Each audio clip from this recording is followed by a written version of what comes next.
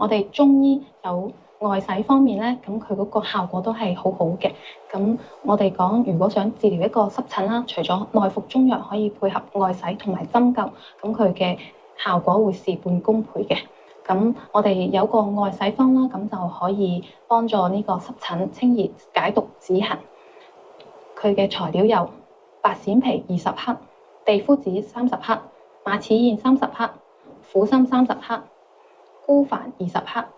蟾脫10克。咁我哋會用2000ml 嘅水，咁就煲滾，水溫就大概40度嘅時候，咁我哋可以浸於患處大約15到20分鐘，每日1到2次。咁另外有啲位置可能浸唔到嘅話，我哋可以用紗布濕敷，咁大概就敷15到20分鐘，每日2到3次，